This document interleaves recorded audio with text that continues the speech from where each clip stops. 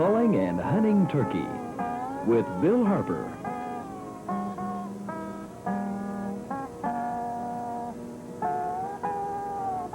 An avid hunter for over 25 years, Bill has studied wildlife in its habitat, learning the language and behavior of all kinds of game.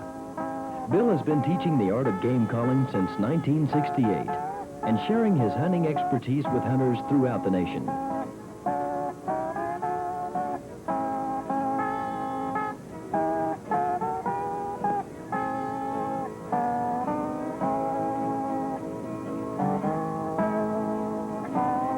Now let's join Bill Harper at a turkey hunting seminar in southwest Missouri at Horseback Ridge Lodge.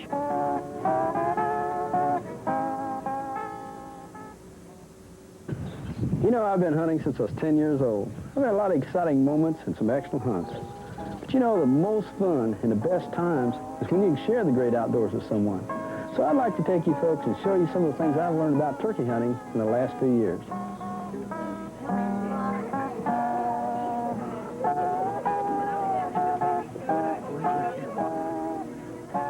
You know, one of the first things in turkey hunting is like all hunting. You got to find a place to hunt.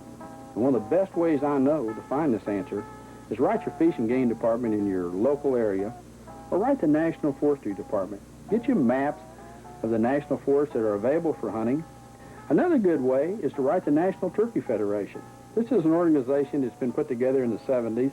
Turkey hunters all over the United States. You got all the up-to-date news, what's happening in the states, turkey population, and that's probably one of the fastest ways I know to keep up on equipment, what's available in camouflage, calling contests, and that's another good thing. These turkey calling contests all over the country, you can get your calling down to perfection. These boys really are better than turkeys. And that is probably the modern-day turkey hunter can call better than turkeys. So another thing, go out and talk to the farmers, get permission from the landowners. It's okay for me to hunt that ridge over there and come all the way around to the big old pond. Yeah, just make a circle. Yeah, just make a circle. Yeah. And then that property line, I can go east over there for about, what, a mile? Yeah. Right at a mile. Mm-hmm. Okay. And then that's all posted over there. Yeah, it's posted over there. People. Yeah. Okay. It's a mile and a quarter from where you leave Ronnie's going across. Yeah. Okay. Well, I'll tell you what, I'll get a couple of boys there and we're going to slip in. I really appreciate you letting us hunt.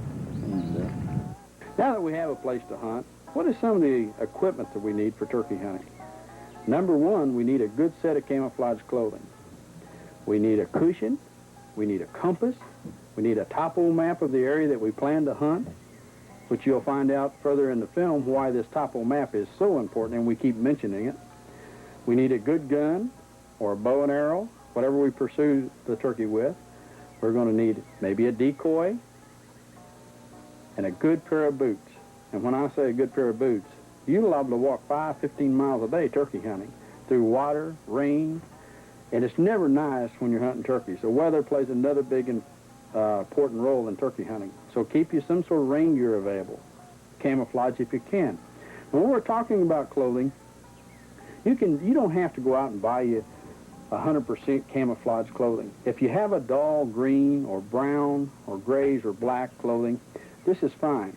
But let me stress, don't wear blue jeans or red, white, or blue in any sequence out in the turkey woods.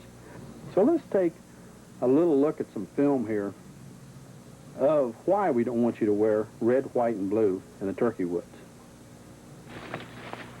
Jenkins, you kill that dude, son? Huh? Jenkins almost got him, a bird. Come up on the wrong side of him. How come it has so many different colors?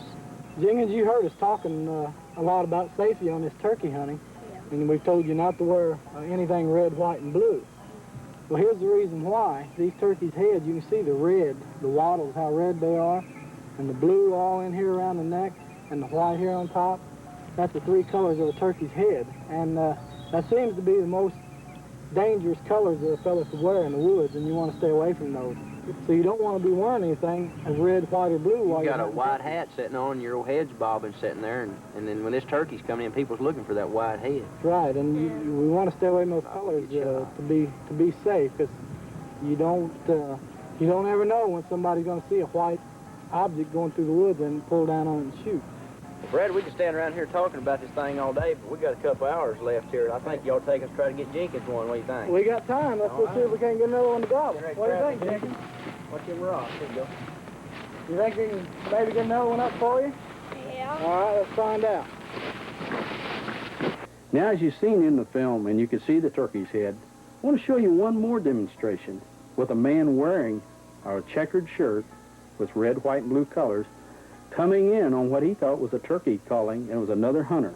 This could happen to you, so take one more look.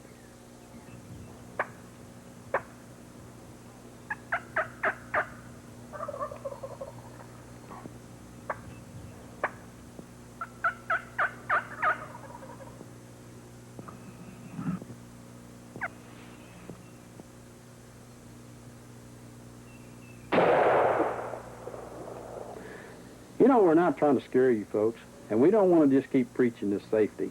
I've been hunting since 1961, and I try very hard to practice what I'm telling you here. I like to look like a leaf when I'm in the turkey woods. You know, a turkey has 10 times greater eyesight than a human being. So if you got camouflage on, if there is some movement, it looks like a leaf moving or a bush. So turkeys can detect this. That's why we want to wear camouflage. Now let's take a look at some more film at a turkey hunter that thought he was properly camouflaged in the turkey woods.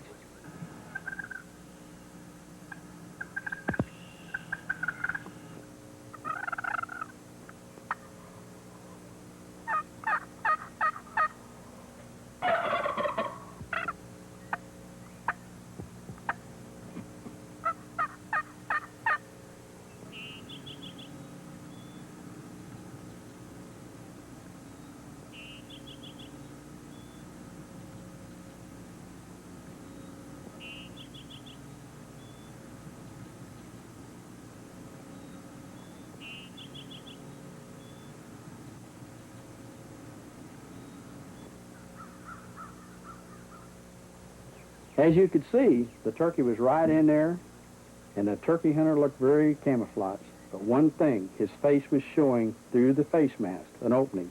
You got to have that hat pulled down, or a little burnt cork, or a little camouflage cream would have corrected this. But that meant the difference of him walking out of the woods with the turkey. He did some excellent calling. He had everything right, but just that little part of his face. So check these things out. A lot of times just a little makeup under on the cheek here will knock that glare down. Or if you're on a shady side of a tree will help. So try to dress like a leaf, and you'll probably go out of the turkey woods feeling real good. You know, another thing that we told you earlier here, a good cushion. You can't realize how important this can be. You'll say, boy, that's a pain in the neck carrying these cushions around out in the turkey woods. You know, a lot of times you'll have to sit for 45 minutes to an hour working a bird. You'd be surprised a little old pebble like that, after about a half hour, will turn into a boulder. You just try a cushion one time during one turkey season. I think you'll thank me for that advice. One of the accessories we talked about earlier here was the compass and the topo map. You know, the compass not only gets you out of the big woods, and I don't care how good you think you are in the woods, one of these cloudy days, even the best of woodsmen will get lost. A good land navigation book and study this compass and learn how to use these topo maps will not only get you out of the woods, but you'll also find that you can get on these turkeys a lot faster. You'll take a reading, you'll be right on that bird before he knows what happened. So you'd show me a turkey hunter that doesn't get lost once in a while, he's probably not over 50 yards from the car. You know, we got all our equipment now. Let's talk about guns. This is probably a big controversy in turkey hunters. I bag turkeys with 410 shotgun, 12 gauges, 2 3/4 inch, 3 inches. I really personally don't like to use the heavier gauge gun. I believe in calling a bird in close, and if he's in 18 to 25 steps, any of the guns I'll mention will do the job. Let's take, for instance, the 12 gauge shotgun. I personally like an automatic shotgun. A pump shotgun, single barrel will work. This is a 3-inch chamber. You notice I have the gun camouflaged up here. I happen to spray paint this gun. Also use it for waterfowling. It will do the job. Another thing, you could use the 410. For the youngster, the 410 will do the job. But here again, don't try to bag that turkey out there 35 yards. If you're using a 410, a good shot will be between 15 and 25 steps. Learn to call that bird in close. As you can see now, I have a tape, camouflage tape on this gun. Here again, what makes a gun shine so much is the polyurethane finish and the lacquer finishes. The wood shines more than the barrel of these guns. There's a lot of guns that's sandblasted on the market. They work very well. In other words, what we're trying to say here, we like a dull gun of some sort. Put a gun sock over it. They have several ways to camouflage these guns. Here again, the 410, the 16 gauge, the 20, the 12. They'll all do the job. You know, another way to bag a wild turkey is with the black powder shotgun. And it is really becoming popular. Went down to southwest Missouri here, hunted with Doug Hall, wildlife artist, quite a conservationist, and quite a turkey hunter. He says, Bill, I'd like to hunt the turkey with the black powder. I said, Doug, I'll call him, you hunt him.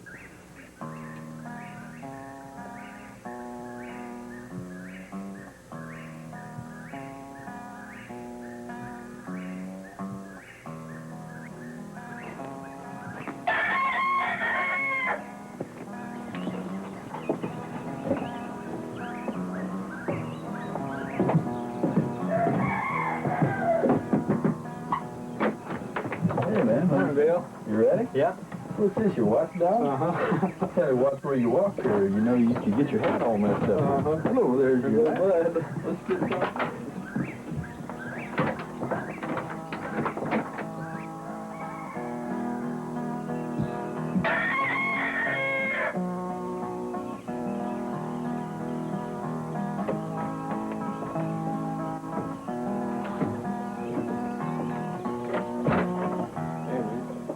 There he goes. The turkey's going to be coming out here. Great. About time. Okay, now. Where's them birds been gobbling at? I've been hearing a couple of turkeys gobble back over this one ridge over, and I've been hearing one back over this side too. Which one's been the hottest? I think right down the valley here. I think we can get up on Okay, that I tell next you. ridge on top. You want to walk your ridge on up that old, the side of that mountain over there, and then we'll get over and we'll hoot and we'll try him. Yeah, He gobbles. he ought to gobble over there. Keep going. That sucker's going to be gobbling Yeah. in a minute.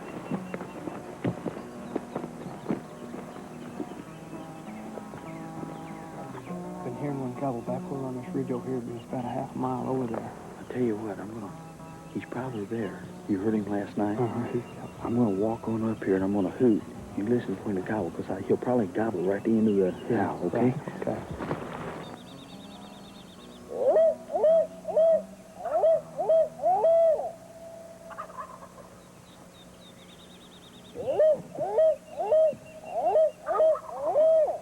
There he is. He's high. That's coming up in there. They're going to gobble. Just stop giving another call, okay?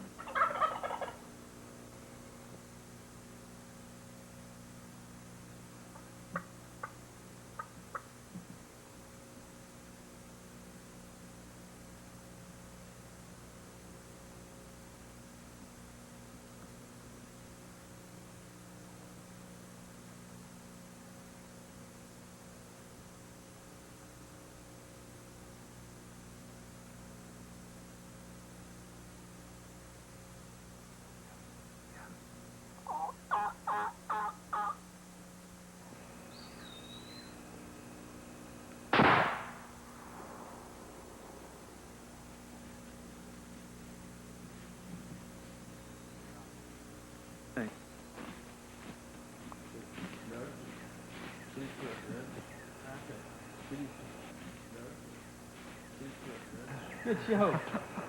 Good show, buddy. That's good. All right. Well, I tell you, that turkey hunt's come a long ways, ain't it? Sure has. You know, you think taking a turkey with the black powder is a challenge. If you really want to have a challenge, get into archery hunting.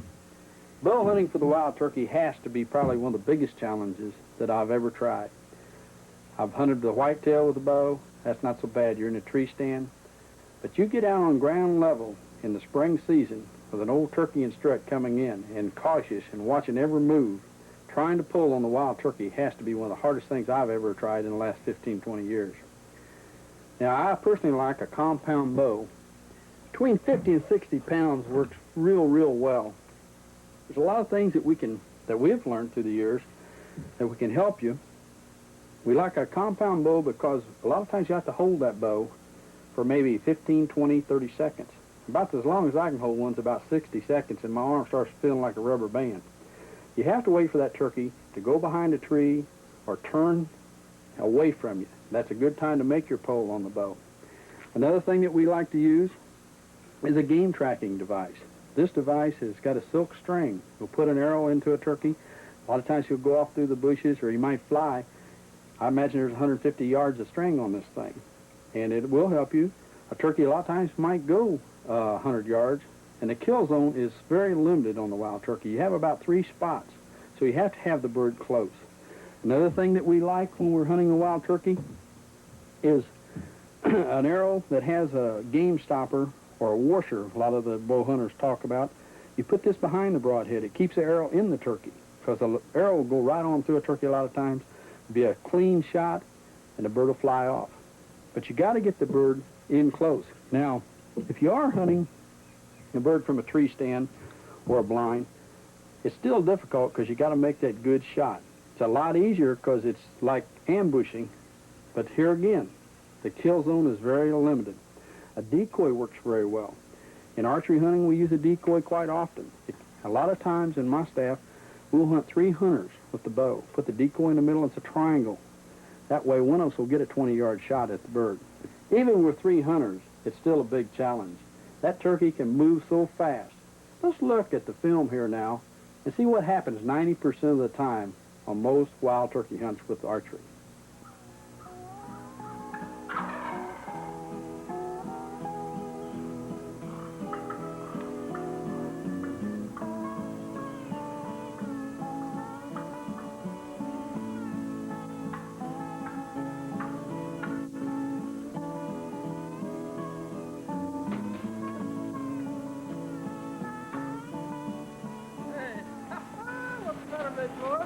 Man! Well, join the crowd. Come on. Uh-huh. You came right in that decoy. I had that bush over there. I could have got a shot at it. Close. That's all right. Just still join the crowd. Let's go try another one.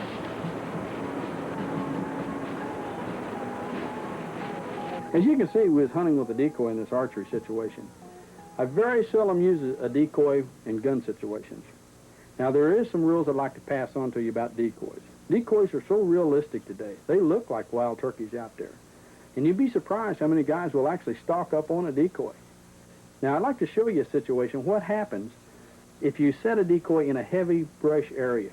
Always set your decoy out in the open where you can see it and the other hunters can see around. Make sure they can identify it. Now, let's take a look at this film and show you what could happen to you.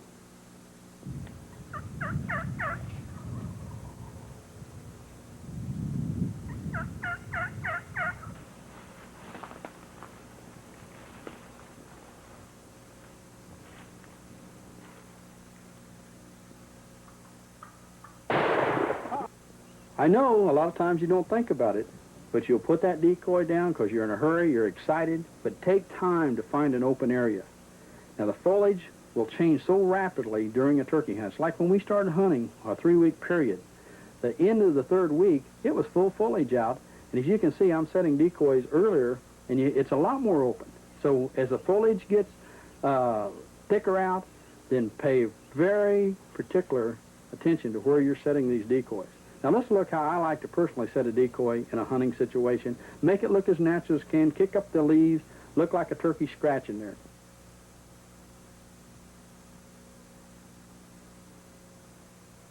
You know, we're trying to cover as much as we can on this film on turkey hunting and preparation. We've talked about camouflage clothing, guns, decoys, safety procedures. One thing, a couple more things that we got to talk about here is don't forget the insect repellent. Ticks and chiggers, especially in the southern states and the Midwest, can ruin many a turkey hunt. After about 2 days, if you got these ticks and chiggers on it, it's very uncomfortable because you have to sit still a long time out there. Another thing, we didn't even talk about game calls yet. So now what I want to do is take up calling here. You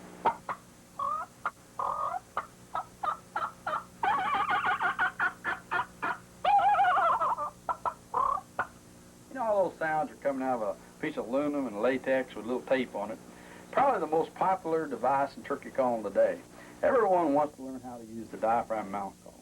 Probably the biggest mistake that most people do with these little callers is start bending them, cutting them, and shaping them through their mouth instead of just letting the natural shape take form. Let's talk a minute about game calling here, and I'm going to try to teach you folks how to use a box call, slate call, tube call, and the diaphragm. But let's talk about the diaphragm. Let's just start from the top. You know, actually, you could probably call just by mouth, like this, and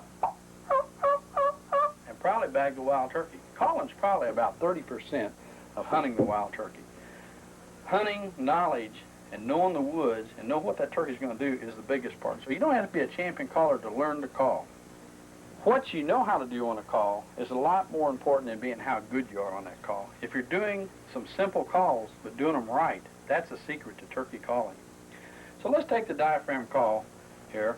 The first thing people want to do is start bending this call to fit their mouth, or they'll take the scissors and cut them. Most diaphragm calls are about the right size. The first thing, take the call, and if you're using a double reed call, the top reed always goes up. The longest reed goes to the roof of the mouth. You take, the way I like to teach people on these mouth callers, is don't bend the call. Take the call, know the position the call is supposed to be in, read the instructions. Now don't try to make any sound at all on the call when you first put the diaphragm in the mouth. Take and put it between the cheek and the teeth here to learn to carry the call. Now you take in here, set it in there, and learn to talk with the call in your mouth and get the call moist. Now the reason why I want to teach you this right off from the start, how to properly put the call when you're running through the woods. You're going to be out of breath. You see that call right there? I'm not, so I have to drop the call out of my mouth when I'm running up a hill. So now if you'll learn to get this in the cheek, between the cheek and the teeth here, and learn for it to be comfortable, and then bring it over with your tongue, like that, and hold it with your teeth, before you ever start calling, you'll be a much better diaphragm caller. You have to learn to call. Now, the call has to be in the roof of the mouth, and you're pressing the tongue against that call. And when you huff in this, you it's like a dog pant. You're not blowing like this on it. So the call has to come up, and when you press your tongue up there, you'll actually take the shape of the roof of your mouth. And that tape will bend down. But don't bend that aluminum. Once you bend that aluminum, that's what causes the difficulties in calling, because the rubber will get loose, and then you're not experienced enough to hold it with your tongue. And your tongue actually puts the pressure on that. The more pressure you put on, the higher pitch your call, or the less pressure, the lower pitch. So I could take one call and go over a high, very high notes, or I could go very low notes. I don't have to change calls all the time. It's knowing, actually it's tongue control on the diaphragm here. But let's take the call now. Once we've learned to hold it in our mouth, then we're going to be very relaxed. Put the call far back as you can without gagging. Everyone has a gag point. Now, you can call that call right here in front of the teeth or farther back, so where it's comfortable. And you'll gag at first when you start this. Everybody does. But now, put the call in there, press the tongue against it, bring the tongue to the front teeth. Start huffing a little bit, and you'll hear a vibration. They'll tickle the roof of your mouth a lot of times. You'll say, you'll pull out and say, I can't do that. Well, you'll give it up. And if you're going to give up then, you just will quit, because you're never going to learn the diaphragm call. So now let's put it in there, and we're going to try to get a noise. And when you get this noise, then it'll come to you all at once. Now, That was a very low pitch. Now, as I get the noise, I'd say the word chirp, chirp, chirp, or help, help, help. The lips are moving, and it sounds something like this.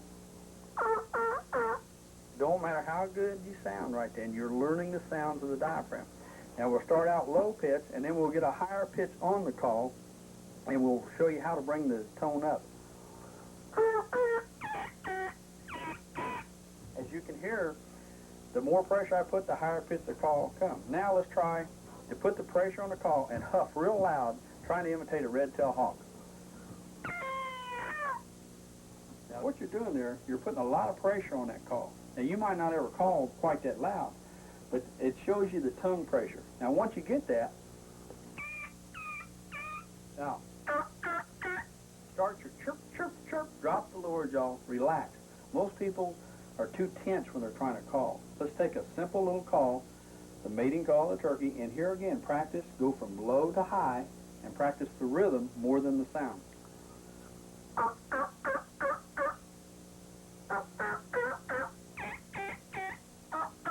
Now once you get the sound, now let's try, put them together in a little calling pattern. A lot of guys like to use their hands. It echoes the call. And when you're first starting out, don't be afraid to move those lips, because you actually got to do that to get the sounds to come out. And then we'll teach you how to chop call, what we call the chop. But it sounds something like this now.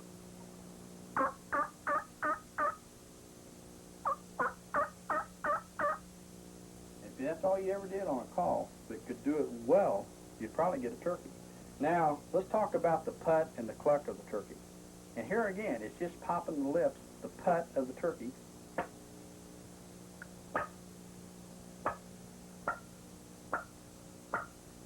Now, the alarm putt, which so many people are afraid they're going to do, you would have to really try to do the alarm putt. It's when a turkey's very disturbed, and it doesn't really mean that you should never do that in the woods, because turkeys will do the alarm putt anytime they don't know what's quite right out there. Something might startle them, they'll start putting. But you would hear his alarm putt, and it's very hard to do. Really, when a turkey is alarmed, he's putting like this. Now, the hens and the tom both do the alarm putt. But the hen putt, or pert, is very soft.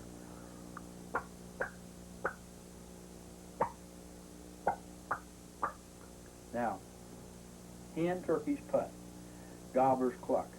Now, they will do the alarm putt, but most of the time, young gobblers are clucking, and that's bringing the call, the sound, popping the tongue off of the roof of the mouth. And it's actually like if you had peanut butter in the roof of your mouth, you start. That's what a gobbler does, and it sounds something like this.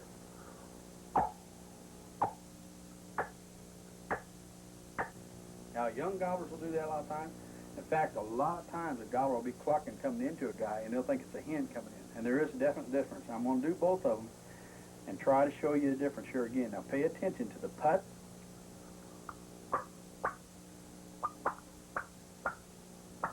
and the cluck. Now, the cluck.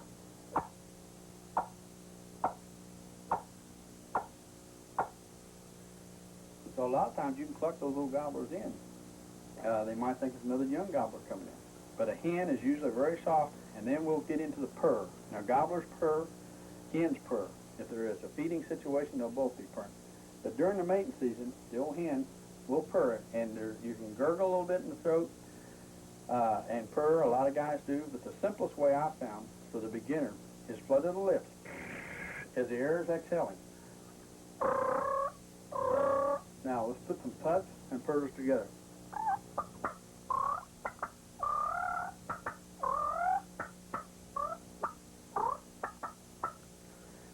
And if you'll practice that very softly, you'll get very good real quick. Now let's put the calls together. We'll do the yelps, the putt, and the purr. Okay, the yelp.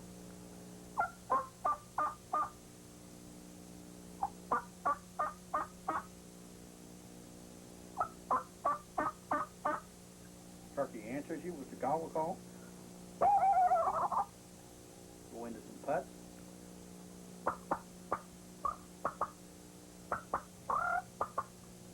Comes a little closer, gobbles a couple times, and go into a soft yelp.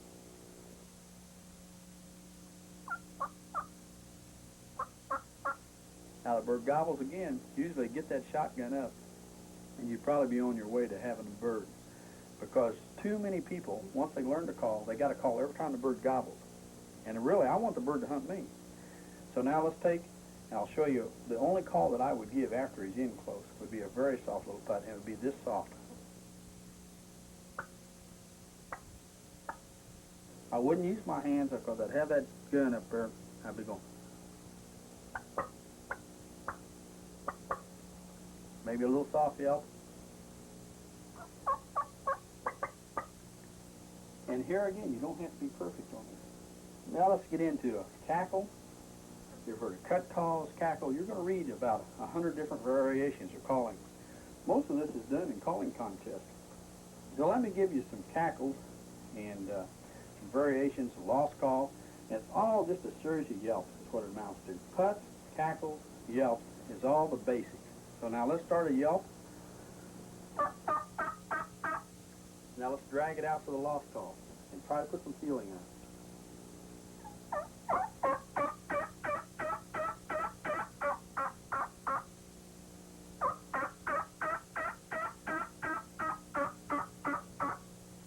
All that is the basic yelps I taught you a while ago and dragging them out. Now, the cackle call. Very fast, start out with a couple of yelps and then cack, cack, cack, cack, cack, cack, cack, cack.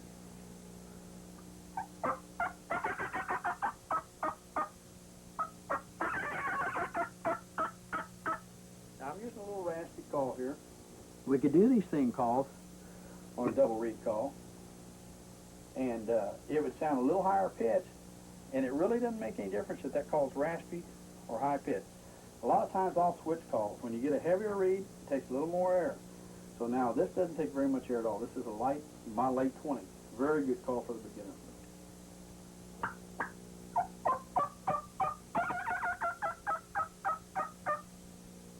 So as you can see, it isn't hard to do these calls. Now, let's do what all of you want to learn, the gobble call. I very seldom use this in a hunting situation. Actually, after I set up on a bird, I use the gobble call for locating, as we'll show you later in the film here. I don't like to gobble in the woods because it's a very unsafe call to be doing. You got to imagine that you're in a national forest and you start gobbling, everyone's hunting the gobbler. So it's just not a very good call to use. And on the diaphragm call, the way you do this is ticka, ticka, ticka, ticka, ticka, ticka, ticka with the mouth.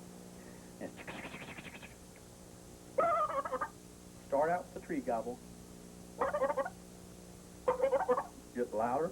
The reason I put my hand up, I'm putting so much pressure and bringing so much air out of my diaphragm, that call would fly out of my mouth on you guys if I didn't have my hand up. Now I'm going to try to really give you a loud gobble here. Here again, I stress, do it for locating birds or to entertain your friends.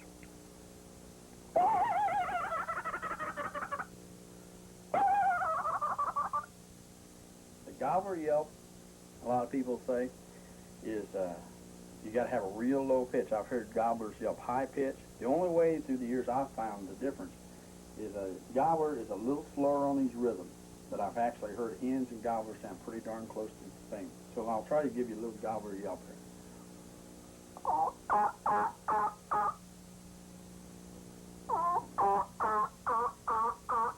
On the diaphragm. And here again I would use clucks. Purr. Now you might hear an old hen coming through there doing that, but I'm showing you the basics that you can use. And now the gobbler call is good in the fall of the year. Now let's do another call on the diaphragm call. And here again, I like to use a lighter call most of the time, the key run. And here you're saying key, hurry, hurry, hurry, hurry, and you're putting a lot of pressure on the call. And this is usually for the fall of the year, but this is how you do it on diaphragm.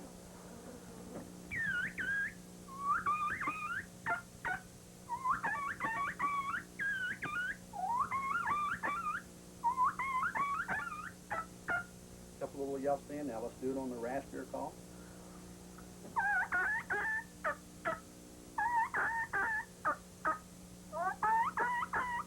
It can be a series of whines and key, and turkeys, young turkeys, they have all different kinds of languages out there. So get you a basic key run and go to turkey calling contests. You can learn all these patterns and find one that you like.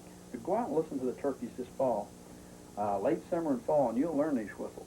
And it will be a series of runs, key, key, key, hurry, hurry, hurry, a lost call, and they're just starting to learn to yelp. So now, diaphragm calling, we'll run through it one more time, and then I want to show you some of the other calls, the box calls, the tube calls, and the friction type calls. But let's go one more time with the basic yelp. The putt, cluck, the cackle, the gobble. You can learn them all.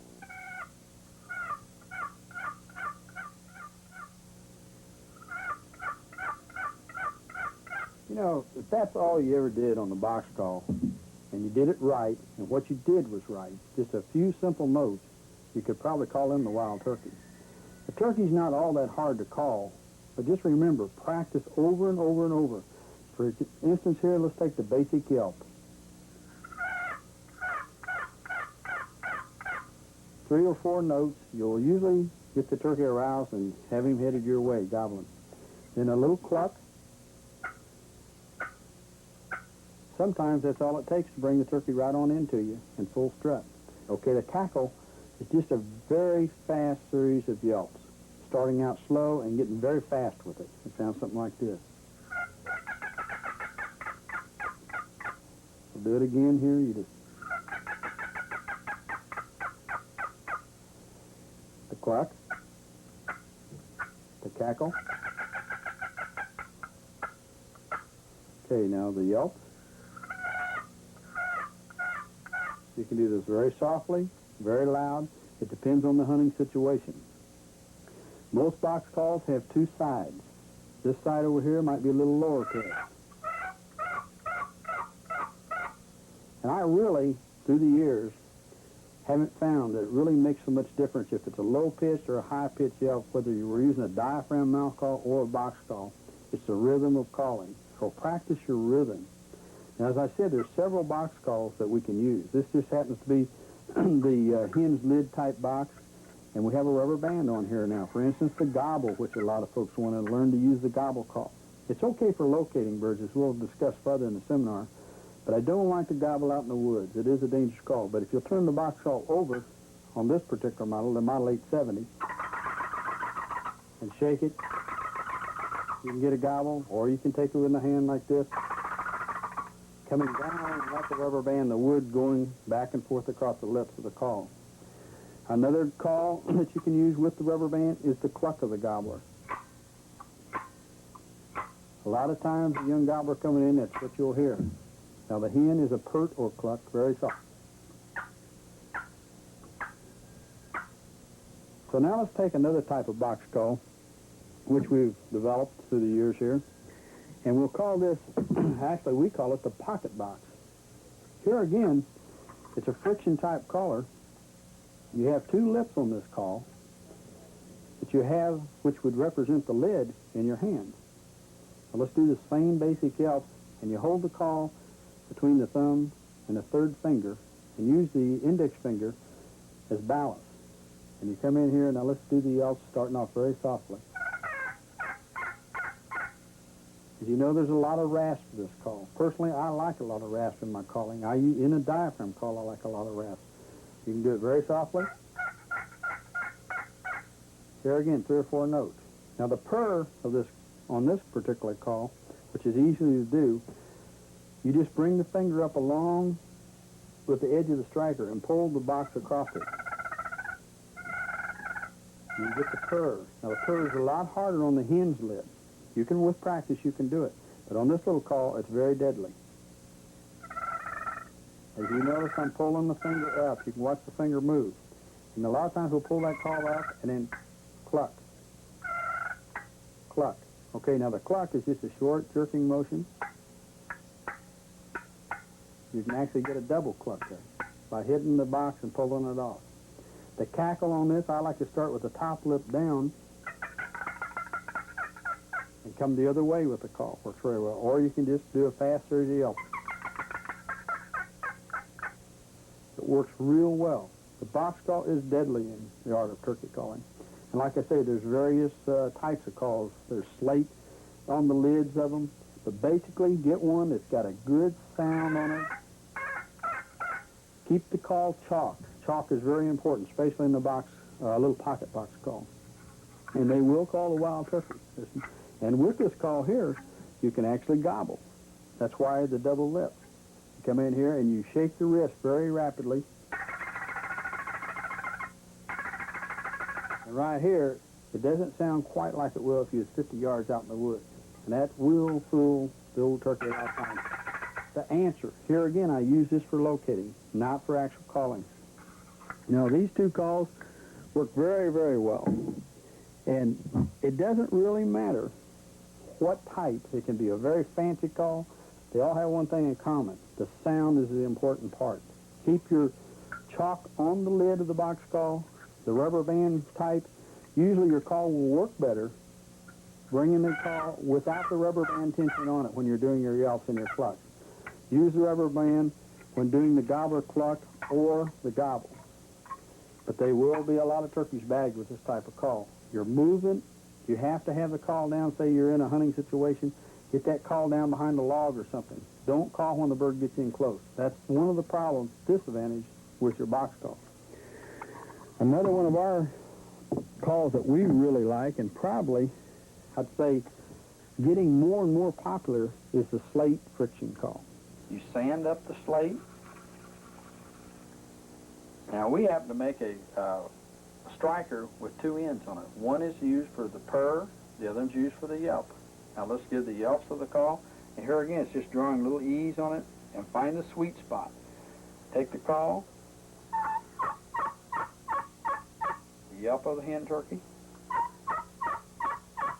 the cackle, short jerking motions.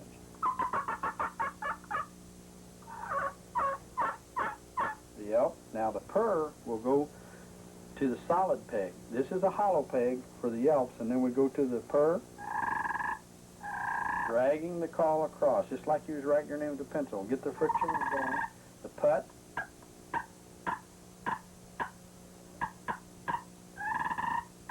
Now the yelp. Here again, this is a dynamite call, especially the purr is deadly on a slate call. Very hard to imitate with your mouth. Even the diaphragm call is not as good as the purr of the slate. And I imagine they've been using these calls for a long, long time. And the slate and the cedar peg was probably one of the Indians' favorite calls. An American Indian probably hunted with this same type of call. Might have been a piece of creek slate and just a broken arrow. So have this along in your tools. It is a deadly tool. Now, another call that works good is what we call the snuff can call. They used to build little metal snuff cans, stretch rubber across them. It's like the diaphragm, but here happens to be a wood version of it. And we pop the hands. The diaphragm here is on the outside of the call. And you're pressing the lip against the call. Get a noise again. Now just yelp, yelp, yelp. Get the rubber moist.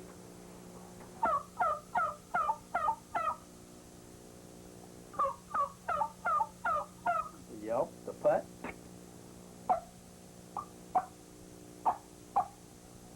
The cackle.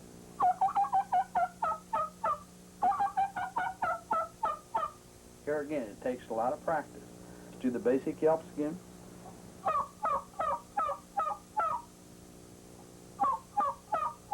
The cluck. The cackle. Now I'd like to introduce a fellow that works for us. He's on our hunting staff, Brad Harris, champion caller, and I'd like for him to discuss a little bit about this contest calling. And he is a dynamite caller. So let him give you a demonstration here. Brad, come on up here.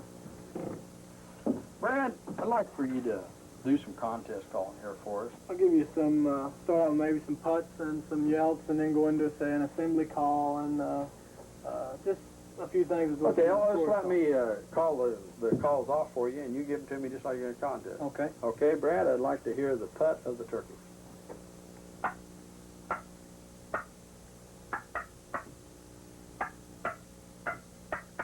I notice you rock your hand, and out in the woods you might not be doing that, but it shows you can get away with that in calling contests. Well, what you're trying to do is kind of throw your sound a little bit. Hopefully it'll give you an extra point or two. Okay, now give me the mating yelp of a wild turkey.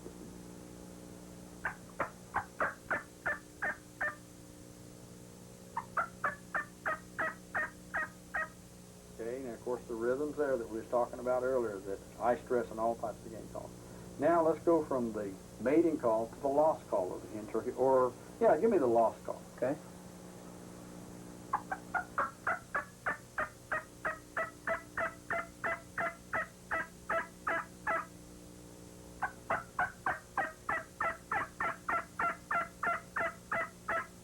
Putting a lot of feeling on that, begging. You're lost out there. Psych that mind up. You got to make that turkey think you're lost out there. Okay, now give me the old hen assembly when she's trying to bring in the young. Because a lot of people have I know in contests I've seen, they can't judge the difference between that. But give me the assembly call of the old hen now.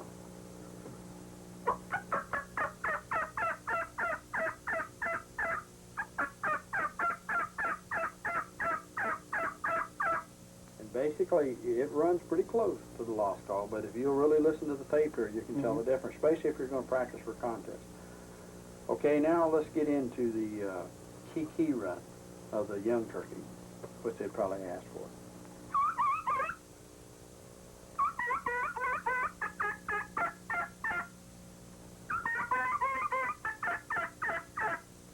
Okay, now the old gobbler yelp, which is getting popular, and here again a low yelp, and they'll use box calls, and you can use any type of call in these contests, but diaphragm calling is pretty much dominant. Right, and, you know, they're scoring a diaphragm caller. It seems like you can master the calls quite a bit, you know, more efficiently, and it seems like they score a little higher, but then again, that's just preference for the judges. Okay, give me the old gobbler yelp.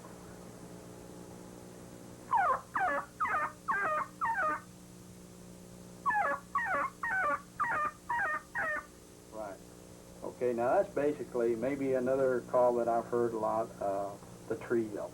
Very soft. The tree yelp is, like I said, it's a very soft call, and I think it's a very hard call to judge because you really can't hear it too well. If you're close enough in the woods to hear a tree yelp, the average person is never going to hear it. That's right. It's a very soft yelp.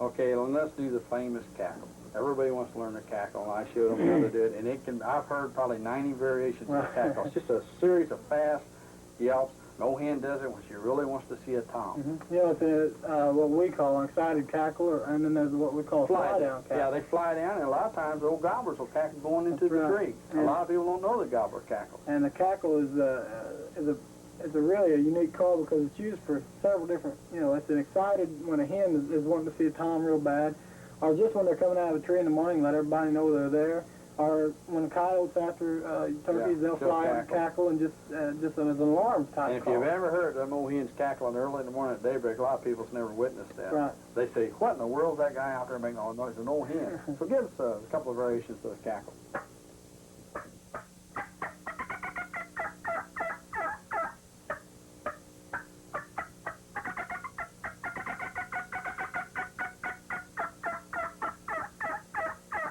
I do that a lot when I want to fire a bird up, like we were telling them earlier, and we'll discuss firing a bird up. Now, cackle is a real important call, especially in the Midwest. But here again, turkeys, you know and I know, they're getting used to these mouth calls. And that's why you have to change, like you have a raspy call in your mouth, but yet you can bring that up high pitch just with the control of your voice. And this is what a lot of guys have to learn, is to control the pressure of the call. You don't have to change calls all the time. I know in contests I'll see a guy going 4 or 5 different calls.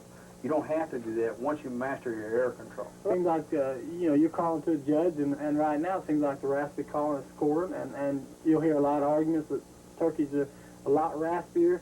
Well, you and I know that it doesn't matter when you're in the woods if you're blowing a single reed high pitch or a raspiest call or you blow. A triple reed. Right. It's the rhythm of the call. Rhythm, and it's the knowledge of turkey hunting. Knowledge of turkey hunting, like I told them earlier, 30% is actually calling. If you learn the rest of the stuff, how to get position, use your locating calls, you could probably get by with just a simple yelp and a little soft putt and bag all the turkeys you ever want to bag. You can talk to contest callers and you get all the arguments in the world that a raspy caller is best, but then you go to the hills and you talk to a lot of these hill turkey hunters that's never been to a competition, and they'll kill just as many turkeys with their single And reed. a lot of guys, you know the wing bone call. And I don't even manufacture wing bone because you know the best one you can make is right out of a turkey, the hen turkey's wing.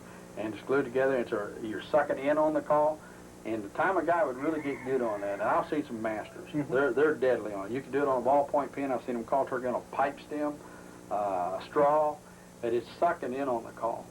And it works very well. But you just take an old wing bone, get it with an old timer somewhere and make you one. That's probably the best one you can get. But it's like the gobble call. You know, just for years in these calling contests, they wouldn't gobble because not very many guys knew how to do it. And actually, years ago, in 60, I think 65, I gobbled in a call. Well, I won it because I could gobble. But if I'd gobbled in a call in a contest in 1975, they would have kicked me out because not very many guys can gobble, and they can do it on a box call. But this call, like I showed them earlier, I've seen guys shake their head and everything, but now the gobble is in the contest. Right, it sure is, and it's a very important part of your calling. Right, but, and you know and I know, we use it for locate. Right. Well, I think that explains it. You know, some people are interested in this contest. And go to these contests, you can learn a lot about calling turkey, and you can learn the different calls, and it isn't going to hurt you a bit. You know, like you say, these guys are in these calling competitions. It's a different ball game, and they practice many hours on their turkey calling. And you'll hear a lot of arguments. Different ones say, well, they're not turkey hunters, they're just callers, but they're pretty good in the woods too. You know. Yeah, there's a lot of guys can master the calling, but then they got to go out and master the knowledge of hunting. And like I said, the calling is the easy part. Right. The only way you're going to learn it all is get out in the woods. So I think if you folks will just go out and practice your calling and get out with the turkeys and tame turkeys, they don't, as far as I'm concerned, the bronze turkey, the old white turkey's got a different voice, but the bronze turkey, if you got some tame turkeys, it's awful hard to distinguish some of those calls. So I think if you folks will practice what we're telling you here, the basics, I think, like I say, Brad calls in a lot of these contests, and of course, get your basics down and just these little yelps. That's probably all you'd ever need to get the wild turkey.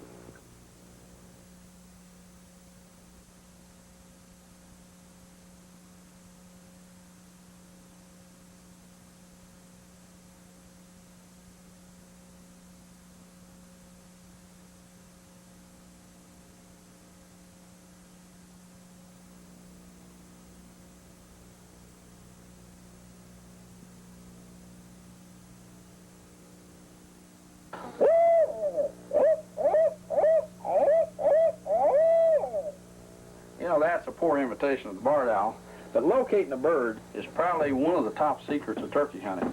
Brad, why don't you come on up? I've had Brad up here before, and I want him to do a little owl hoot. He's my champion owl hooter. This boy sounds more like a barred owl than a barred owl does. And Brad, how long have you been hooting these rascals? Oh, it's been about 8 or 9 years now, Bill. And actually, there's contests all over the United States now, just like turkey calling, where you actually do your demonstration of how a barred owl sounds, and you win trophies and the whole 9 yards, don't you? Yeah, it's really gotten to be a big deal, and, you know, turkey calling contests have been very popular now for the last several years, and it seems like the last 4 or 5 years they've gotten into this barred owl hooting contest, and it's really enjoyable to watch, and you hear a lot of good imitations of the barred owl, but it's really important in my turkey hunting, and I know along with a lot of others. Well, like, you know, I've been hooting at turkeys for 20 years, and like I said, that imitation I did. Now, I didn't really know that was a barred owl that I was trying to imitate. It was just sounds I heard in the wood, and I knew a turkey would gobble. Because turkey, to me, it's a shock gobble. There's various ways we'll talk about here on locating birds, you know, with the hawk caller, the crow callers, firing a bird up. I want to show some film on that, how we fire a bird a lot of times, and it all works. But let's get back to the owl hooting. Let's take the Model 900 and let's show the folks basically how we would do the notes on that to make a turkey gobble early in the morning. Usually is when you start out. Most people they got to have something to make that turkey gobble. And a lot of them just can't force themselves to let it come out of their mouth. You know, oh! They're afraid they're going to embarrass someone or they're embarrass themselves, and they just got to relax. But for the guy that is afraid to do that, the 900, it's not a loud hoot, but you don't need a loud hoot. A turkey's got 10 times greater hearing than we do. All animals can hear better. That's why they're so hard to get a hold of out there. So give us a little of that 900 and explain it to us. Okay, this little 900, it works exceptionally well. Like you said, it's not really all that loud, but you'd be surprised a turkey can hear it several hundred yards in the woods. You know that, and it's easy to operate. I've seen small children be able to operate it, and it works. It makes the turkeys gobble. And all you do is close off both ends with the palms of your hand, and you got a baffle here with your mouthpiece up. And this baffle, all it does is change the tone if you want to change the tone a little bit. Right, you might be going in on a bird and give one hoot, and he answers that pretty good, and then maybe 5 minutes later, change the tone a little bit. Change the tone a little bit. That's right, a little variation. And like I say, try a little bit of everything. Don't be afraid. But like I say, you just close it off, and you got your mouthpiece up, and you huff the words who into it, and that's all it takes. And just get a rhythm, and it's very easy to do.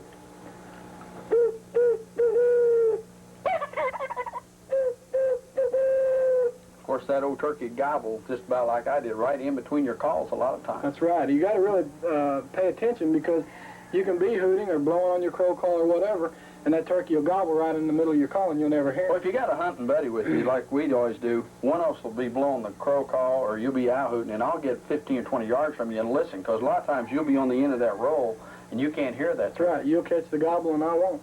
Well, give me some basic mouth calling for owl. I know we got to tape out, you know, take you step by step, but I usually just go, hoo-aw, hoo-aw, and then I started building up my volume until I could get loud with it. So give us a demonstration how to start out learning to call by mouth. Okay, you know, like I say, you just want to start with the basic 2 notes, and you would say hoo-aw, and you huff that from down deep in your diaphragm. And you practice these 2 notes. Don't try to get too carried away with all your... It's like all game calling. It's got to come from down deep in the diaphragm. Right. Duck calling, it's rhythm and coming from deep down in the diaphragm. That's right. And it's not that hard to do. It just takes practice. It's like anything else. You want to practice at it. But start with the 2 basic notes and just practice these notes and bring it from down deep, and it'll sound like this. And you master those 2 notes, and then you can add it to your runs and pick And it yourself up. really doesn't matter if you're high pitch or low pitch, because owls have different voices. Right. It's like we stress in this turkey calling. You don't have to be perfect. It's the rhythm of the call. So in other words, I sound a lot different than you. My voice is different. I might not hit that owl just perfect, but the rhythm's there. It'll still make the turkey That's right. gobble. The rhythm means everything. Well, give us a complete hoot with the roll on the end of it, and explain the roll. Okay. Well, you know, at the end, a lot of owls at the end of the hoot, they'll have a roll, and it's just the way they kind of a gurgling sound that comes out of their diaphragm also, and it usually comes at the end of a long hoot, and maybe 8. You can go as many as 8 notes, and all you do is add more huffs, you know, more whoos from down here, and you just kind of huff it out and carry it into a rhythm and sound like this.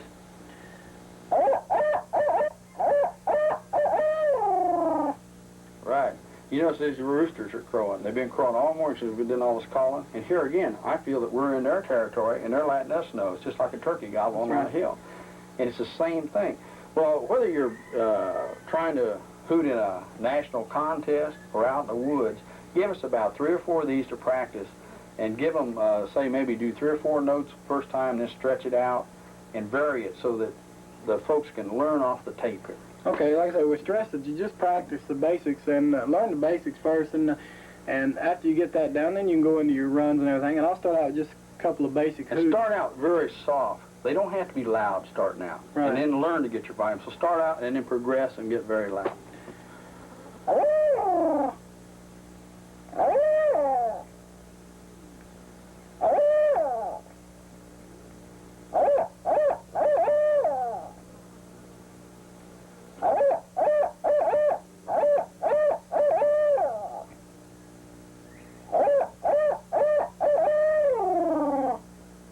Now you're starting to roll. But a lot of times, you know, like if I'm in the woods, I'll just hit that turkey with 1 note, just, and then he'll gobble. So any one of these notes will work. So I'm trying to stress here for these folks. There's not really what we call a set pattern on this. You know, they'll do several different notes, several different runs, and your rolls and your laughs and things like that that the owl does is fine, but it's mainly for competition. It's kind of like I tell them about gobbling on a call. You know, I use it for locate, but I very seldom ever use it in the woods. But I call that showbiz, to entertain the friends. Go on and give them a complete owl hoot, put all the fancy stuff in it, and do everything you can think a barred owl does here in about 30 seconds or so. Okay, this is something I might do in competition, and I don't do this in the woods like Bill said. I stay with the basic things in the woods, and it works fine. But the fancy stuff that we throw together is trying to please the judge and score a few more points. Right.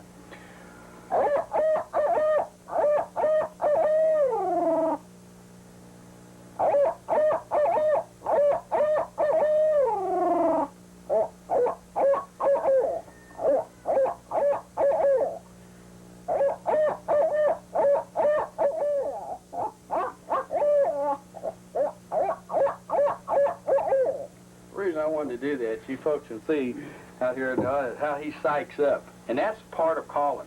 If you're going to imitate an owl, you won't think you're an old owl sitting there on a limb. And that old turkey gobbles, then you get your fever going, and you'll get psyched up more when you're making him gobble. You'll get better. It's just like calling by mouth. It's like these crow calls. The crow call will work very well. And you don't have to be a fancy crow caller. You just... That'll usually get a gobbler going early in the morning. That's right. That's that shock that we were talking about earlier. Another thing that we really like, and I've used a lot, and I know you use it in the daytime a lot, is when the red-tailed hawks are flying. Did you ever notice that every time they'll cry, turkey will gobble if he's in the area, especially if he's on his strut area. But here again, it's just a shrill noise that gets them. And you can use the combination of the owl hoot, the hawk call, the crow call, various calls as you're going through that woods. That's right. You can throw a lot of different variations at them, and they all work. And it's just like the day we were out there and the cowbell was ringing and the turkey was gobbling. Gobble every time we heard that bell. That's right. I'll tell you, let's show an actual hunt. Take a look at some film where we was out and show them. That morning you was using the crow call, your owl hooting, and the hawk call. And of course I was trying to bag a bird, and we had pretty good luck that day. Well, let's just show the footage, taking it up at daybreak and going in now. Okay.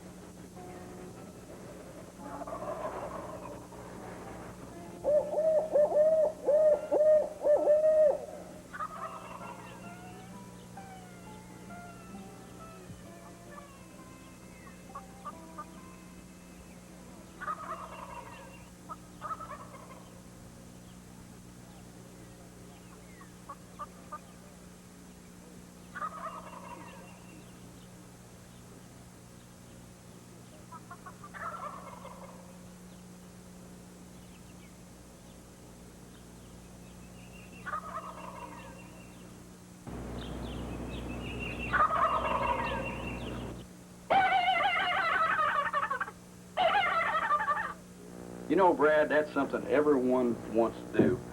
And they'll hear me gobble at a seminar on these calls. And you know, I very seldom ever gobble in the turkey woods unless I'm locating a bird.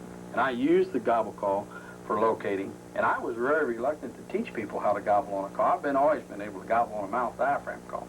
But I wouldn't teach it even on the box calls, because hunting accidents, probably people going to the sound of the gobble and not identifying their target is usually what happens out there.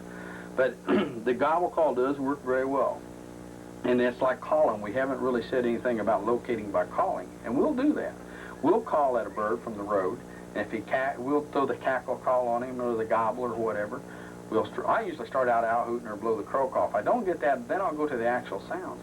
But then when that bird gobbles, then you've got a situation, he might be going to come to you. So you really got to know how to pursue that bird. You've got to go in on him and be able to drop back at any time. And once you locate the bird, guys start off down through the bushes and they're making all kinds of noise. Take and go a quarter mile down and then go up that hill. Read your compass like we showed you earlier. And know, you got a reading, you know where that bird's at. And it doesn't matter how you locate him, what system you use, but then make a circle, get up parallel, and then get in position, and then take the diaphragm call or the box call and give your call, and you'll bag a lot of turkeys doing it. Now, I want to show them how dangerous a gobble call could be, and we kind of acted this out to show the folks where you was calling, and I come in gobbling on a call, and if you was an inexperienced hunter, this could happen. And hunting has to be a safe sport if we're going to keep bagging these turkeys, because they'll close the season. The accident rate is terrible on this, and it's because people are not identifying and are giving the wrong calls at the wrong time. So let's show another clip of film of what could happen to you in the turkey woods.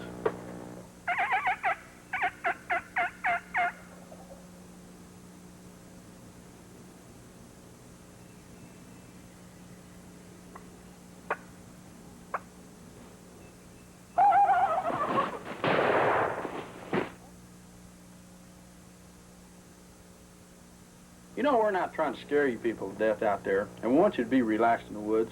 And Brad, you know this little scene that we put there, that could happen. Even an experienced hunter. And, of course, again, the red, white, and blue, they could see why a shirt sometimes gets mixed up for a turkey hunter. And we don't want to just keep preaching this, but we want everyone so they can go next year, and the next year, and the next year. Let's talk another way here about locating birds, and the terminology we used a little earlier, firing up a bird with the call. A lot of times, you know, we'll start out, I'll get out of the truck and give my series of calls and try to fire an old bird up. It sounds something like this. It's just a few putts, and then a couple of yelps, and then a fast cackle. And usually if he's up there, especially on a strut zone, he'll hit that gobble right there. And then, here again, I got to make my hunt. You know, plan my hunt, know where I'm going. And that's why if I've located 10 or 12 birds, I can go in and I start with the owl call. If they don't hit that, I go to the crow. And then the last resort, I'll always go to the diaphragm mouth call or the box call or something, which is an actual sound of the turkey to get him gobbled. And a lot of times he won't answer anything but that. But I like to start out something like this.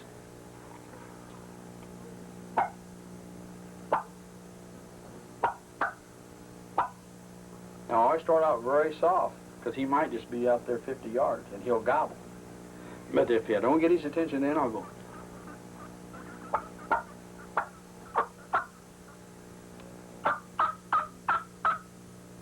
Then he'll gobble, a lot of times come right back to me just with them hen yelps. But if he doesn't, then I try to fire him. And it's something like this.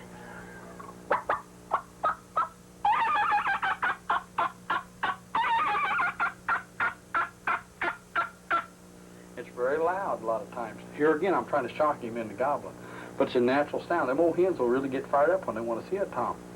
And here again, it's a good to have a guy down from you when you're doing this call. Let's take some more film and show some actual interviews of some of the southern Missouri boys talking about firing the birds up, and let them explain it, because that's one of their, they call all the time. They very seldom owl hoot. And this is just another way, but they call to the birds a lot. So let's get their opinion on this film, and let's see another view of firing, what we call the terminology of firing a bird up, and get him excited, and then we go in and make the hunt. So let's watch the footage here.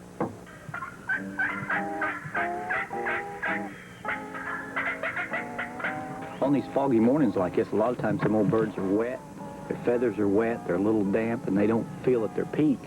You know, they're not peaked out, as we say. And if you can do just a little something to stimulate them, then it causes that bird to get a little bit excited, and then once you get him to rolling, or get him fired, as we call it, you can do something with him. Right, hit him, then you can go in and get position on him. Take your time. A lot of guys hurry too much. You know what like that? It'll take you 20 minutes to set up on a bird like this a lot of times. A lot of times, too, well, Shannon, too, we'll take a bird that's a little cold, and we'll fire him before we ever try to work him. We'll get him real hot and get him jumping up and down before we ever go into him. We'll stand back away from him and get him really hot, and then slip into him and call him up. A lot of guys don't understand that we're doing a lot of calling to fire a bird. That's different than going through the woods just calling all the time. But once we get that bird fired, then we get in position, we don't do any calling. And then we might even change calls, go to a raspy call. A lot of times Ronnie will fire a bird. I know you do the same thing, Shannon. And then the other guy will do the calling to get the bird in. And don't change calls when that bird's answering one guy. Leave that guy do the calling.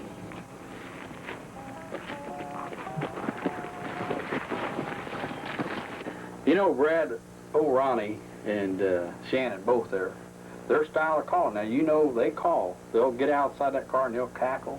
Like you said, they fire them birds up, and them boys will go in on those birds, and they'll just get out and call, and then they'll work their birds. And they are turkey hunting fools.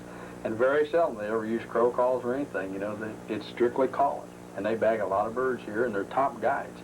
And just listen to them talk about firing them birds up. I mean, you can just see they're really into it. They're psyching themselves up, whether they're using a diaphragm call or the owl hooter or what. You've got to psych yourself up to get those birds going. And anyone can do this. And it's probably, like I said earlier, calling's about 30% of turkey hunting. Locating probably pays about 20%. Another favorite of yours and mine both, after, say, especially at 9 o'clock, after 8:30 or 9 o'clock, we do what we call lost calls. We walk these logging roads, and here again, we'll take them out and show them some footage of us actually doing this to show a little variation of the countryside that we're doing, and we call down these canyons.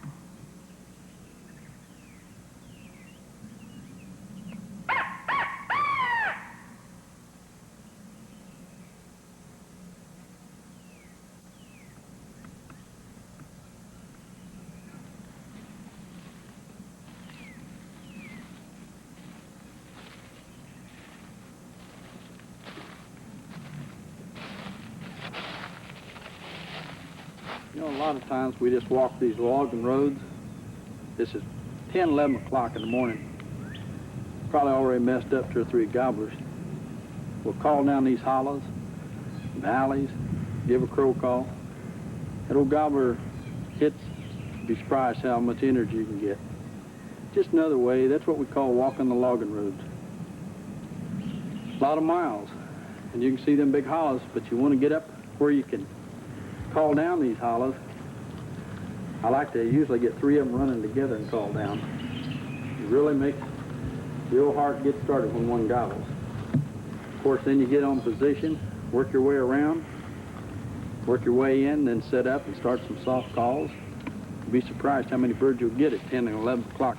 Now, I've got a turkey that gobbled down in the valley here. Say I blow the crow call, and he gobbles. Okay, I know I want to bring that bird to me, so this is a good place to set up. Now I'll get set down here, and then when I get set down in position, you notice I'm on the shady side of the tree. I'm on the shady side of the tree, so it'll break my image. I got a couple of little pieces of foliage here in my hat. I'm going to put my face mask on.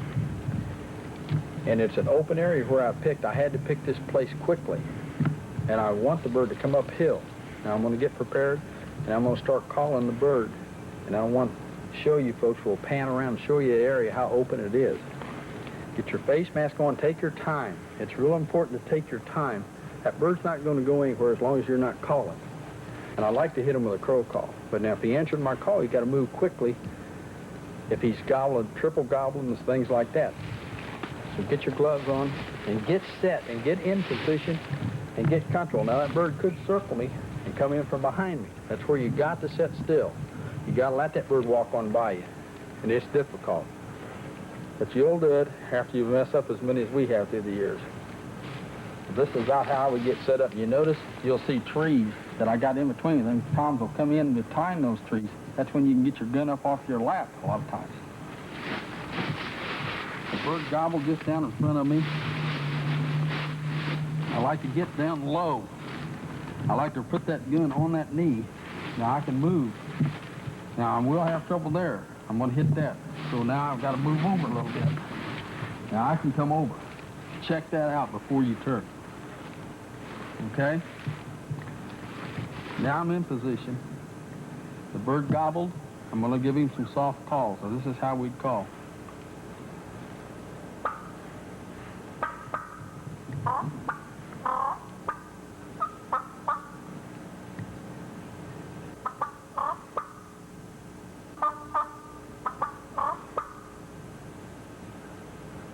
Move very slowly if you got to move the gun. Say the bird gobbled over now to my right. If he's over the hill, I would go in and turn. But if he's right behind me, I can't turn. So I know he's down there about 50 yards. I'll slowly start making my move.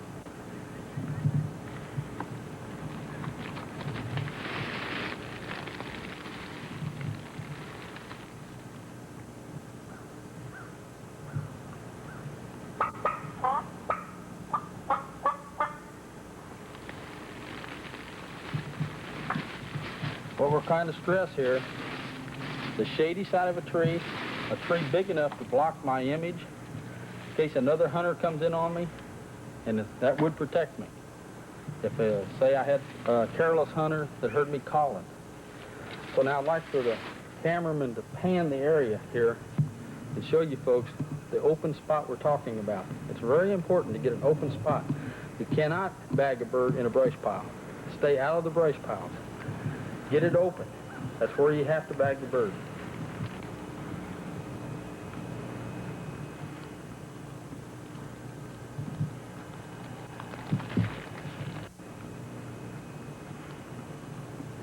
Now guys, we tell you not to get in brush piles when you're hunting out here. Now we're in a little open valley here.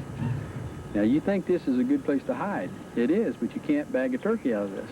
Because what happens, I'm going to show you, get in here, have confidence in your camouflage. Because when you get in here in this brush,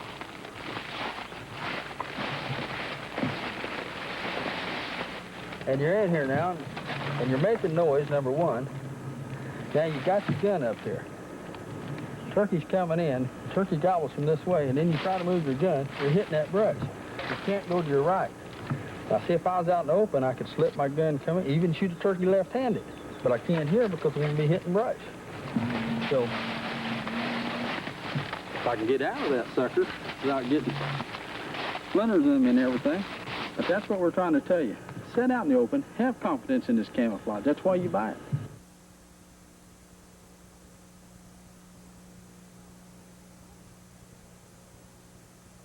This little valley we're down in here, if you look at this valley right here, them turkeys, when they come off that roost, and they'll get in those strut zones early, and then they'll work their way down to these fields and valleys. Now this right here, they'll come down. A lot of times they'll strut down here early in the morning, about 7 o'clock. And they'll work their way on out into the fields, like an alfalfa fields at the end of this hollow here, for instance. And then they'll go feed in those fields. And then about 9 o'clock, 10 o'clock, they'll work them gobblers, will work their way back up on these ridges. And that's where a lot of times you'll find them on a strut zone, just gobbling their head off. A crow call, anything will get it going.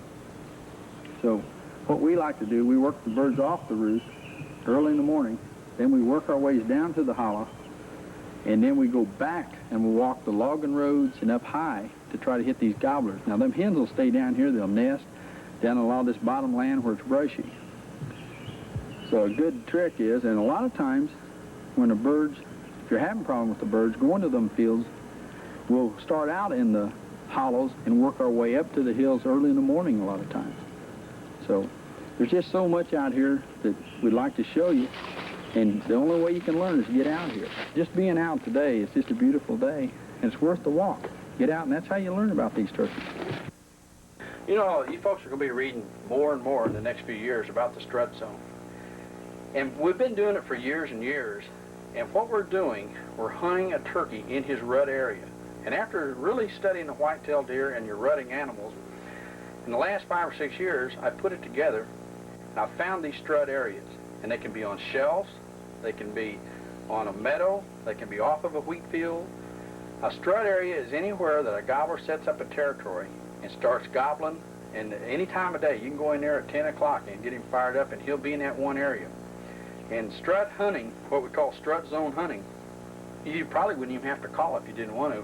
If you could get on one of these locations and set still, I'd say you'd have a good chance of bagging a turkey. Now what you want to look for in these strut areas is go in the turkey woods, when you see the leaves and figure eights, like right here, I want to go along with the film here and show you some of the wooded area with the film, how the leaves are tore up, and it'll actually be in a figure eight pattern. Now these figure eights is a good sign that a turkey's in there strutting. Droppings, broken feathers. Now look at some of these feathers here. You can see how the wing feathers, they've dropped these when they're strutting. And here's a feather that's actually broken. And they'll break several feathers out during the mating season. A strut zone could be anywhere from 50 yards from that turkey's roost to a mile. And a lot of times I've seen 3 or 4 strut zones in the same area. And a turkey will start off, say you got him gobbling at daybreak in the morning, and he'll bounce down out of that tree. He might mate a hen right in that area. Or he might go 50 yards down, 200. Like I say, he might have several strut zones. So what you want to do is get out there before season get these turkey gobbling, and take your map and your compass with you. Now, you can't bag that turkey, but you can learn more about turkey hunting than probably reading all the books and going to all the seminars just with the time in the woods.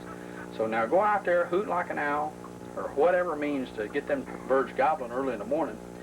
Then stay out, 100 to 150 yards, and follow that bird for a couple hours and see what he's going to do. Typical example, the bird gobbled, the whippoorwills quit, the bird gobbled 3 or 4 times, he bounced out of that tree. You might hear the hens come putting to him. Let's say that he worked his way down, he gobbled maybe 4 or 5 times, then he stopped in this one area and he gobbled, say, 7 or 8 times. And if you'll probably observe, them hens are coming to him. You'll hear them putting coming to him. But maybe another gobbler challenged him at that time. You might see a fight or whatever, but stay with that bird. And then he might have worked his way on down, got him a drink of water, worked out in a flat area, a creek bottom, went out and fed a little bit even. It might be 8:30, 9 o'clock before he got with that hens. But usually they'll get with that hens the first hour of daybreak. And then they'll go out and feed a while, and then they'll come back to their strut zones. And this is where you can bag a bird 10 o'clock, 11 o'clock in the daytime very easily. So they go back on the shelves or on these flat areas, and they'll start gobbling. And that's when the shock gobbling. You get them cackling, you start doing a cackle on your call, these birds will gobble. He's usually on a strut zone, especially in the spring of the year. You might have an old bird that's in there strutting and dragging around, telling the world this is his territory, playing king of the mountain. You might have 4 or 5 young birds around that area. They won't come in and challenge him, but they'll be gobbling in the area. So anytime that you find these figure 8s where these birds have been strutting, look for droppings, broken feathers, and you can tell the difference between a strut zone and just feeding turkeys. Feeding turkeys will kick those leaves and just scratch them, where the flock is feeding, say, old Tom and 4 or 5 hens. That's a different sign on the ground than these strut areas. It will be a definitely where the wings is dragging, and they'll stay in one spot and do a lot of gobbling. But if you'll get up early in the morning and scout like I'm telling you, then the next morning, say you did this on a Friday, and Saturday morning is opening season, you could go right to that strut zone, set up and do your calling. That bird would probably come to you because he's used to going to the hens there. So what it boils down to, the turkey, it's no guesswork. You know the turkey's going to come there. And that's what I always tell people. They say, what's the secret of turkey? And I say, know where the turkey wants to go. I don't care how good you are on a call or how good a hunter you are. If the bird don't want to come in that area, it's awful difficult. So what you're doing your homework. And you use your topo maps, your compass. You can get these strut zones right down. And pay attention to what's going on in the woods and learn to read the woods. Your turkey hunting skill will probably go up about 75%. So try the strut zone, and if it works for you, you learn another angle about turkey hunting. If it doesn't, say that old boy didn't know what he's talking about down there in Missouri. You know, a lot of people think we're crazy for getting up at 3:30 and 4:30 in the morning. Probably cause a lot of divorces for going out here in the woods. But you know, you get a trophy like this, it's not an accident. It's what we tell you. You do your homework, go out, scout these birds. Turkey calling's easy. Anyone can practice this. The gals can do it, young kids, anyone.